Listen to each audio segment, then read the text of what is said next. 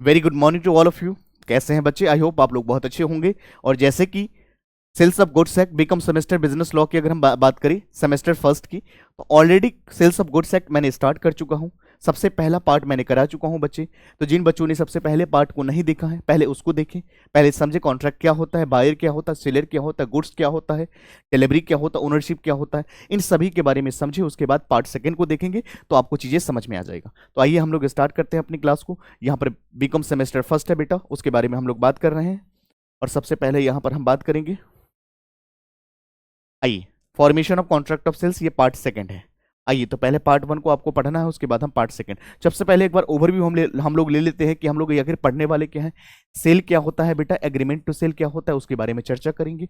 उसके बाद हम लोग बात करेंगे कि डिस्टिंक्शन इन कॉन्ट्रैक्ट, क्या डिस्टिंक्शन है इनके बीच में। उसके बाद formation of contract of sale of contract, क्या formation of contract of sale है, इसके बारे में चर्चा करेंगे। उसके बाद सब्जेक्ट मैटर ऑफ सेल के बारे में हम बात करेंगे बेटा। उसके बाद हम बात करेंगे प्राइस डिटर्मिनेशन एंड रूल्स के बारे में चर्चा करेंगे। उसके बाद हम बात करेंगे लीगल एंड प्रैक्टिकल एस्पेक्ट्स के बारे में चर्चा करेंगे बेटा। तो इस तरह से हम लोग इसको कंप्लीट करेंगे। तो आइए एक एक करके हम इन चीज़ों को कवर करते हैं। आइए बच्चे, तो सबसे पहले अगर हम बात करें सेल्स ऑफ गुड्स एक्ट 1930 की हम बात कर रहे हैं, जहां पर हम बात करते हैं formation of contract of sales, part 2 है, presented by Rakesh sir, commerce classes. आप जाकर के हमारे चैनल पर भी देख सकते हैं। आइए बेटा, हम लोग बात करते हैं सबसे पहले सेल। एक होता सेल और एक होता एग्रीमेंट टू सेल। हम इसके बारे में डिस्कस करते हैं, सेक्शन 4 में गिवन है। तो आइए बेटा, सबसे पहले अगर हम बात करते हैं तो एक होता सेल और एक होता है एग्रीमेंट टू सेल। यानी कहने का मतलब ये हो गया कि ये मार्कर को मैं बेचना चाहता हूं आपको। अगर मैंने इसको बेचा तो मैंने आपको बेचा, मैंने सेल करा और आपसे मैंने पैसे ले लिए। This is called sale. यानी सेल के अंदर क्या होता, पोजीशन जो ओनरशिप जो इमीडिएटली ट्रांसफर कर दिया जाता है। बट जब हम एग्रीमेंट टू सेल की बात करेंगे बेटा, तो फ्यूचर में गुड्स की ट्रांसफर करी जाएगी। यानी ये मार्कर मैं आपको फ्यूचर में बेचूंगा और प्राइस भी आपसे मैं फ्यूचर में ही लूंगा। This is called agreement to sell. तो एग्रीमेंट टू सेल के अंदर बेटा क्या होता, ओनरशिप अभी ट्रांसफर नहीं हो चुका है, नहीं हुआ है, बट सेल के अंदर ओनरशिप ट्रांसफर हो चुका होता है, क्योंकि गुड्स हमने बेचा, हमने सेल करा और प्राइस मुझे इस इन कंसिडरेशन मिल गया। तो ये क्या होता है, सेल होता है। एग्रीमेंट टू सेल के अंदर क्या होता है बेटा, ओनरशिप फ्यूचर में ट्रांसफर होने वाला है। तो आइए, अकॉर्डिंग टू आईसीआई के मॉड्यूल की हम बात कर रहे हैं, institute of chartered accountant of India के मॉड्यूल से हम कवर कर रहे हैं बेटा। According to section 4 sub section 1 of the sales of goods act 1930, a contract of sale of goods is a contract. बेटा, contract of sales of goods is a contract whereby seller transfer और exist to transfer property in the goods to buyer for price is called contract of sale, contract of sale. तो बेटा यहां पर क्या होता है, एक seller transfer करता है या एग्री करता है ट्रांसफर करने की goods and property in the goods buyer to seller for the price is called contract of sale. आइए बेटा, यहां पर हम लोग समझते की पॉइंट्स। सबसे पहले a sale is a executed contract. बेटा अ सेल क्या होता है, एग्जीक्यूटेड कॉन्ट्रैक्ट। एग्जीक्यूटेड कॉन्ट्रैक्ट का मतलब ये हो गया कि मिस्टर एक्स, यहां पर एक्स ने वाई को क्या करा, कार की डिलीवरी करा, और सिमिलरली वाई ने एक्स को 2 लाख रुपए दे दिया बेटा यहाँ पर। तो यहाँ पर दोनों पार्टी एग्जीक्यूटेड है।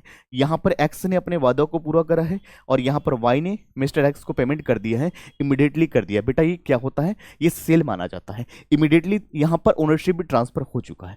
बट यहाँ पर मिस्टर एक्स कह रहा है कि देख भाई, मैं तुम्हें फ्यूचर में गुड्स को ट्रांसफर करूंगा और पेमेंट भी, मिस्टर वाई भी कह रहा है कि देख भाई, तू फ्यूचर में भेजेगा गुड्स तो मैं फ्यूचर में पेमेंट भी करूंगा। यहाँ ओनरशिप यहाँ पर पेंडिंग रहती है बेटा। तो यहाँ पर सेल के केस में कुछ एग्जीक्यूटेड गुड्स होता है।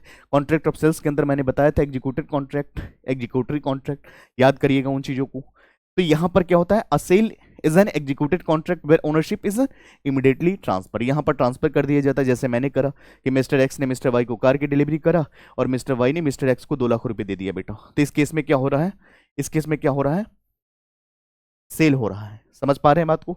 अब हम लोग यहाँ पर बात करते हैं एग्रीमेंट टू सेल क्या होता है बेटा। तो यहाँ पर एग्जीक्यूटरी होता है, यानी बोथ पार्टीज स्टिल पेंडिंग है अभी कॉन्ट्रैक्ट, फ्यूचर में करने वाले हैं। यहाँ पर ओनरशिप अभी ट्रांसफर नहीं हुआ, फ्यूचर में होगा बेटा। ये एग्रीमेंट टू सेल कहलाते हैं। दोनों के बीच में डिफरेंस क्लियर हो गया। तो सेल क्या होता है, एग्जीक्यूटर कॉन्ट्रैक्ट होता है, और agreement to sell executory contract होता है, जहां पर अभी तक कॉन्ट्रैक्ट पेंडिंग होता है। एग्जाम्पल, सेल की बात करें, selling a car with immediate ownership. बेटा जब आप एक कार को सेल करोगे, इमीडिएटली ओनरशिप ट्रांसफर कर दोगे, तो ये सेल में आ जाता है। एग्रीमेंट टू सेल का मतलब होता है booking a car, delivery next month. बेटा जी आपने कार की बुकिंग तो करा ली है, बट डिलीवरी आपको 1 महीने के बाद दिया जाएगा। यानी उस कार के ओनर आप 1 महीने बाद बनेंगे। तो वहां पर ओनरशिप फ्यूचर में ट्रांसफर हो रहा है, 1 महीने बाद हो रहा है। This is called agreement to sell. I hope आपको बेहतर तरीके से चीजें समझ में आ गया होगा। एक आता है बेटा सेल और एक आता है एग्रीमेंट टू सेल। सेल के केस में क्या होता है, वहां पर ओनरशिप ट्रांसफर इमीडिएटली किया जाता है, प्राइस भी पे किया जाता है, हम इसको बोलते हैं सेल। ये एग्जीक्यूटेड गुड्स होता है यहाँ पर बेटा। बट जब हम बात करते हैं एग्रीमेंट टू सेल, यहाँ पर गुड्स फ्यूचर में डिलीवर होता है, यहाँ पर हम एग्जीक्यूटिव कॉन्ट्रैक्ट कहते हैं। आई बात समझ में? चलिए हम लोग आगे बढ़ेंगे। आइए उसके बाद हम लोग बात करेंगे यहाँ पे दोनों के बीच में distinction between the sale and agreement to sell. आइए बेटा बेहतर तरीके से समझिए जिससे कि आपको चीजें समझ में आ जाएगा। मैंने हालांकि समझाया है, फिर भी आप अच्छे से समझो। ऑन द बेसिस एग्जामिनेशन में बेटा डिफरेंस लिखने के लिए आएगा, डिस्टिंक्शंस कहेगा कि सेल और एग्रीमेंट टू सेल के बीच में लिखो, हायर परचेज एंड इंस्टॉलमेंट के बीच में लिखो। तो इन सभी के बीच में कहेगा बेटा यही अगर प्रोसेस, यही फॉर्मेट को फॉलो करोगे तो एग्जामिनेशन में मार्क्स नहीं कटेगा। 3 कॉलम होता on the basis of difference, और उसके बाद जिसके बीच में डिफरेंस कर रहे हो उसके नाम दे दो, सेल है और यहाँ पर अग्रीमेंट टू सेल है। बेटा सेल के अंदर क्या होता है, चलिए हम सबसे पहले बात करते हैं नेचर ऑफ कॉन्ट्रैक्ट। यहाँ पर एग्जीक्यूटेड होता है, अभी जस्ट मैंने पढ़ाया आपको कि यहाँ पर बोथ पार्टीज सेटिस्फाइड या बोथ पार्टीज अपने अपनी वादा को पूरा कर चुके हैं। एग्जीक्यूटरी होता है यानी अभी तक ओनरशिप ट्रांसफर नहीं हुआ है। उसके बाद ओनरशिप ट्रांसफर यहां पर इमीडिएटली हो जाता है बेटा। यहां पर अगर हम बात करें फ्यूचर में होने वाला है, इसके बारे में हमने चर्चा करा। हम रिस्क की बात करते हैं बेटा, सेल के केस में क्या होता है, इमीडिएटली ट्रांसफर गुड्स हो जाती है, तो रिस्क यहां पर बायर के रिस्क होते हैं, क्योंकि बायर को गुड्स की मैंने मार्कर आपको बेच दिया, मैंने आपसे पेमेंट ले लिया, आपके पास ये मार्कर है, तो एक रिस्क किसका है, आपका है मेरा, आपका है, क्योंकि गुड्स आपके पास ट्रांसफर हो चुकी है। बट ये आपने कहा कि फ्यूचर ये गुड मार्कर तो मैं परचेज करूंगा लेकिन मैं नेक्स्ट मंथ करूंगा बेटा, तो यहां पर अभी भी मेरी ही रिस्क रहेगा, यानी शेलर का ही रहेगा। कोई तरह की नुकसान होगी तो उसके लिए आई शैल बियर सच लॉस। तो ये एग्रीमेंट टू सेल के केस में होता है बेटा। रेमेडीज की बात करें बेटा, यहां पर क्या होता है, seller can sue for prices. बेटा जी यहां पर सेलर क्या कर सकता है, सू कर सकता है प्राइजेस के लिए। भाई सेलर ने सामान बेच दिया तो उसको पेमेंट नहीं मिलेगा तो केस करेगा ही ना, क्योंकि सामान सेल हो चुका है, सामान हमने बेच दिया, हमें पैसा नहीं मिला, तो मैं सेलर हूं, आप खरीदने वाले बायर हूं। अब मैंने सामान आपको दे दिया लेकिन आपने मुझे पेमेंट नहीं दिया, तो मैं केस ही तो करूंगा, तो मैं यहां पर केस करूंगा। रेमेडीज मेरे पास ये है। बट यहां पर क्या होता है, damages in agreement to sell के बेटा, यहां पर क्या होता है, damages in agreement to sell, damages agreement to sell के केस में होता है। तो these are the difference between agreement to sell and sale. तो बेटा यहां पर एक सेल है और एक एग्रीमेंट टू सेल है। आई होप आपको बेहतर तरीके से समझ में आ गया। एक बार फिर से मैं कह रहा हूं, तो सेल के अंदर क्या होता है, डिफरेंस की बात करें तो यहां पर सेल है और एग्रीमेंट टू सेल है। यहां पर नेचर ऑफ कॉन्ट्रैक्ट की बात करें, एग्जीक्यूटेड होता है, जहां पर बोथ पार्टीज सेटिस्फाइड, यहां पर दोनों पार्टीज अपने अपने वादा निभा दिए होते हैं। और यहां पर अभी क्या होता है बेटा, पेंडिंग होता है। यहां पर ओनरशिप इमीडिएटली ट्रांसफर किया जाता है, जबकि यहां पर फ्यूचर में करा जाता है। Buyer buyer risk in sale, बेटा जी यहां पर बायर का रिस्क होता है क्योंकि गुड्स ट्रांसफर हो चुकी है। बेटा यहां पर सेलर का ही होता है। यहां पर क्या होता है कि बायर, मान लीजिए हमने सामान बेच दिया, मैं सेलर हूं, मैंने सामान बेच दिया लेकिन मेरे को पेमेंट नहीं मिला, तो मैं केस कर सकता हूं। यहां पर डैमेजेस मिल सकता है एग्रीमेंट टू सेल के केस में। These are the difference between sale and agreement to sell. आइए बच्चे, उसके बाद हम लोग बात करेंगे बेटा, मैंने ऑलरेडी आपको बेलमेंट के बारे में पढ़ाया हुआ है। हायर परचेज क्या होता है उसके बारे में हम लोग चर्चा करते हैं। तो sale distinguished from other similar contracts, आइए इसके बारे में देखते हैं। बेलमेंट्स क्या होता है बेटा, और यहां पर अगर हम बात करें हायर परचेज क्या होता है, तो ये बेलमेंट की बात करें, transfer of position not ownership. बेटा यहां पर पोजीशन ट्रांसफर होती है, एक होता बेलर और एक होता बेली, तो यहां पर ट्रांसफर किया जाता है पोजीशन, ओनरशिप नहीं ट्रांसफर होती है। तो ध्यान रखिएगा, कभी भी अगर बेलमेंट के केस आती है वहां पर सिर्फ और सिर्फ पोजीशन ट्रांसफर करा जाता है, ओनरशिप ट्रांसफर नहीं होती है। हायर परचेज के अंदर क्या होता है, ओनरशिप ट्रांसफर होती है आफ्टर ऑल इंस्टॉलमेंट। बेटा जी यहां पर अगर गाड़ी अगर ईएमआई पे अगर परचेज करते हैं तो जब तक सारा ईएमआई अगर पेमेंट नहीं कर देते हो तब तक आपको उसकी ओनरशिप ट्रांसफर नहीं की जाती है। ये फैक्ट एग्जांपल है हायर परचेज का, तो ध्यान रखेंगे। जब कोई भी चीज अगर आप ईएमआई पे खरीदते हो, इक्वल मंथली इंस्टॉलमेंट में अगर आप खरीदते हो, तो जब तक सारा ड्यूज अगर क्लियर नहीं करते हो आपको ओनरशिप नहीं दिया जाएगा बेटा जी। तो एनओसी नहीं दिया, नो ऑब्जेक्शन सर्टिफिकेट्स नहीं दिया जाता है। Contract of work and material क्या होता है बेटा, तो यहां पर गुड्स आर क्रिएटेड और Altered during process of work. बेटा हम इसको क्या बोलते हैं, contract of work and material, जहां पर मेनली मटेरियल इन्वॉल्व है, जहां पर मटेरियल की हम बात करते हैं, जहां पर प्राइस की हम बात नहीं कर रहे हैं बेटा। तो आई बात इतने समझ में क्लियर है पॉइंट्स। चलिए उसके बाद हम लोग बात करते हैं how a contract of sale is made. एक कॉन्ट्रैक्ट ऑफ सेल कैसे होता है बेटा, उसके बारे में हम लोग चर्चा करते हैं। सेक्शन 5 के अंदर गिवन है, जहां पर हम बात करते हैं सेक्शन 5 सब सेक्शन 1 कहता है a contract of sale can be made by oral agreement, by written agreement और बाय इम्प्लाइड कॉन्डक्ट। तो बेटा जी एक कॉन्ट्रैक्ट ऑफ सेल किस तरह से अराइज होगा उसके बारे में हम बात करें तो सबसे पहले ओरल अग्रीमेंट के थ्रू हो जाएगा, उसके बाद रिटन अग्रीमेंट के थ्रू हो जाएगा बेटा, और उसके बाद इम्प्लाइड कंडक्ट के थ्रू भी आपका सेल कॉन्ट्रैक्ट हो सकता है। तो एक कॉन्ट्रैक्ट ऑफ सेल कैसे हो सकता है इसके बारे में बाय एग्रीमेंट के थ्रू हो सकता है, बाय रिटन अग्रीमेंट के थ्रू हो सकता है, बाय इम्प्लाइड कॉन्ट्रैक्ट के थ्रू ही भी कॉन्ट्रैक्ट ऑफ सेल एंटर हो सकती है। तो आइए की पॉइंट्स की बात करें तो डिलीवरी और payment is not necessary for valid contract of sale. बेटा जी यहां पर वैलिड कॉन्ट्रैक्ट ऑफ सेल्स होने के लिए पेमेंट और डिलीवरी इज नॉट नेसेसरी। बात समझ पा रहे हैं? तो यहां पर क्या होना चाहिए, एग्रीमेंट होना चाहिए, रिटन एग्रीमेंट होना चाहिए और इम्प्लाइड, इनके थ्रू आप कॉन्ट्रैक्ट कर सकते हैं। Example, buying vegetables from local vendor by discussing price is an oral contract. बेटा जी जब आपके घर के पास जो बाहर में सब्जी बेचने वाले आते हैं तो उनसे क्या रिटन एग्रीमेंट करते हो? सामान खरीदा, सब्जी खरीदा, पैसा दिए, काम खत्म। तो उसमें कोई एग्रीमेंट थोड़ी ना होता, ओरल एग्रीमेंट होती है। तो ध्यान रखेंगे, डिलीवरी और payment is not necessary valid contract के लिए। आइए बच्चे, उसके बाद हम बात करते हैं subject matter of contract of sale क्या होता है। तो भाई सब्जेक्ट मैटर क्या होना चाहिए कॉन्ट्रैक्ट ऑफ सेल, उसके बारे में हम लोग चर्चा कर रहे हैं। तो डेफिनेशन बताया गया है, the subject matter of contract of sales must be existing. बेटा जी यहां पर मस्ट होना चाहिए एग्जिस्टिंग और फ्यूचर गुड्स। आइए टाइप्स की बात करते हैं बेटा, एक एग्जिस्टिंग गुड्स होता है, एक होता है फ्यूचर गुड्स। तो यहां पर एग्जिस्टिंग गुड्स क्या होता है बेटा, ऑलरेडी ओन्ड एंड सेलर। बेटा एग्जिस्टिंग गुड्स वो गुड्स होता है जहां पर ऑलरेडी उसको एग्जिस्टेंस में आता है, एग्रीड और सिलेक्टेड होता है। फ्यूचर गुड्स मैंने ऑलरेडी बताया है पार्ट 1 में, जहां पर अभी तक गुड्स मैन्युफैक्चर नहीं हुआ है, फ्यूचर डेट में होने वाला है, यानी फ्यूचर गुड्स नाम में ही इसका आंसर छुपा हुआ है। जैसे existing goods, selling a readymade shirt. बेटा शर्ट रेडीमेड है, ऑलरेडी बना हुआ है, तो हम इसको क्या कहेंगे, एग्जिस्टिंग गुड्स कहेंगे। बेटा फ्यूचर गुड्स का मतलब selling a crop that is yet to be harvested, यानी अगर मान लीजिए कोई अगर हम अनाज वगैरह अगर लगाते हैं, पहले उसको लगाते हैं उसके बाद वो फल देता है। बात समझ पा रहे हैं? तो ये क्या है, फ्यूचर गुड्स है।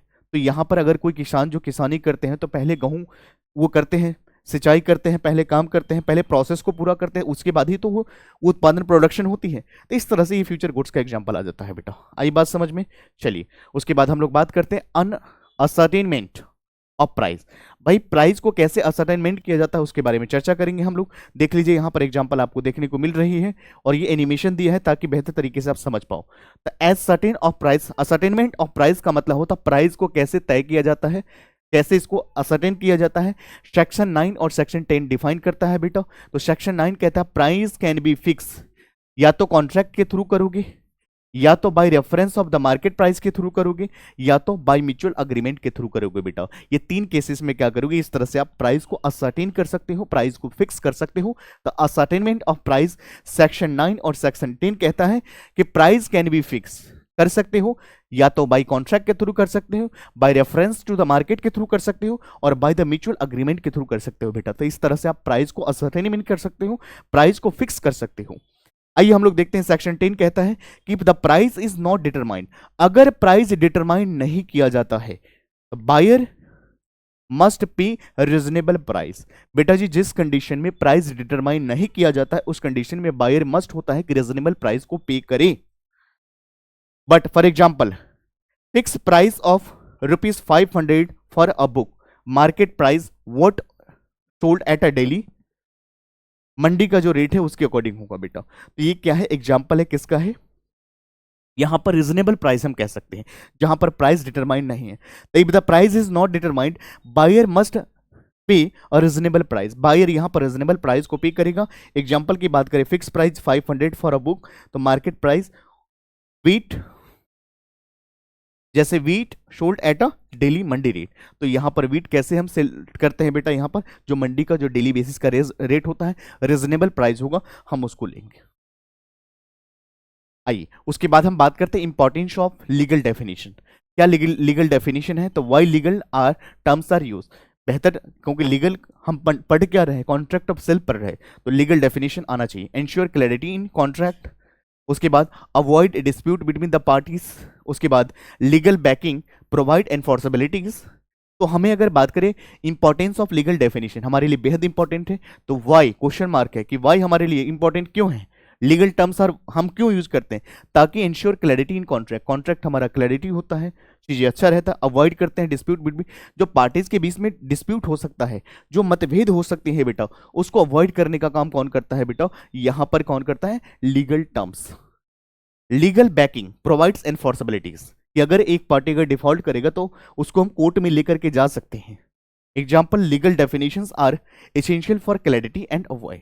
बेटा जी लीगल डेफिनेशन जो होता है क्लैरिटी देती है और आपको जो अननेसेसरी चीजों को अवॉइड कराते हैं, मिसअंडरस्टैंडिंग और जैसे स्पेशली ट्रांजेक्शन्स के दौरान जो होती है, तो ये सारी चीज में आपको ट्रांसपेरेंसी प्रोवाइड कराने का काम लीगल डेफिनेशन करती है। आइए उसके बाद हम प्रैक्टिकल क्लेरिफिकेशंस को हम समझते हैं। आइए यहां पर समझते हैं, why sale and agreement, why sale and agreement to sell differ. बेटा यहां पर सेल और एग्रीमेंट टू सेल में क्या डिफरेंस होता है और क्यों डिफरेंस अराइज होती है। The sale is immediate, agreement to sell future based. बेटा जी सेल जो है इमीडिएटली ट्रांसफर किया जाता है, इस मार्कर को मैंने बेचा तो मैंने आपको ट्रांसफर कर दिया, आप मुझे पेमेंट दे दोगे, यानी यहां पर सेल हो चुका है, बट ये इसको फ्यूचर में करेंगे, अगले महीने हम करेंगे, नेक्स्ट मंथ कर रहे हैं, तो ये क्या होता है बेटा, यहां पर फ्यूचर गुड्स होती है। तो how legal definition helps the prevents misunderstanding in the transaction. बेटा जो मिसअंडरस्टैंडिंग होती है ट्रांजेक्शन के दौरान, उसको अवॉइड करने का काम कौन कर सकता है, legal definitions of the contract of sales. आइए उसके बाद अगर हम बात करें बेटा, तो recap of the sales of goods act 1930 part 2। अभी तक हम लोगों ने जो पार्ट सेकंड के अंदर जो हम लोगों ने चर्चा करा बेटा, उसके बारे में हम लोग रिकैप ले लेते हैं कि हम लोगों ने क्या पढ़ा। तो हमने पढ़ा सेल क्या होता है, एग्रीमेंट टू सेल क्या होता है, दोनों के बीच में क्या डिफरेंस है। तो ओनरशिप इज इमीडिएट ट्रांसफर, यहां पर ओनरशिप इमीडिएट ट्रांसफर करा जाता है सेल के केस में, बट फ्यूचर इन अग्रीमेंट यानी अग्रीमेंट टू सेल के केस में फ्यूचर में गुड्स को ट्रांसफर किया जाता है, यहां पर ओनरशिप फ्यूचर में। डिस्टिंक्शन इन कॉन्ट्रैक्ट, तो बेलमेंट के बारे में हमने समझा, यहां पर हायर परचेज के बारे में समझा, differ from sale, hire purchase sale से डिफरेंस होता है। फॉर्मेशन ऑफ कॉन्ट्रैक्ट के बारे में made orally and writing and conduct के थ्रू भी बन सकती है। फिर हमने सब्जेक्ट मैटर की बात करा, covers existing and future goods के बारे में चर्चा करा, प्राइस फिक्सेशन की बात करा, या तो सेट बाय द कॉन्ट्रैक्ट, या तो मार्केट, या तो रीजनेबल प्राइस रेट जो मंडी के बारे में हमने बताया, इस तरह से आप कर सकते हो बेटा। उसके बाद हमने बताया लीगल क्लैरिटी क्या होता है, इंश्योर एनफोर्सेबिलिटीज प्रोवाइड करते हैं, अवॉइड डिस्प्यूटीज, पार्टीज के बीच में जो डिस्प्यूटेज जो होती हैं, डिस्प्यूट्स वगैरह, उसको अवॉइड करने का काम भी कौन करता है बेटा, ये लीगल टर्म्स करता है। आई होप आपको ये पॉइंट सारा समझ में आ गया होगा। तो पार्ट सेकंड में मैंने बेहतर तरीके से समझाया, और जिन बच्चों ने अभी तक हमारा टेलीग्राम चैनल नहीं ज्वाइन किया है, जरूर ज्वाइन करें, और वहां से हम सारे पीपीटी यहां से आप एक्सेस कर सकते हैं, आपको पीपीटी भी मिल जाएगा, जिससे कि बेहतर तरीके से आप स्टडी करो और अपना खुद का नोट्स तैयार करो। बाकी हम लोग मिलते हैं अगली क्लास में। Thank you so much, take care, bye bye, love you all.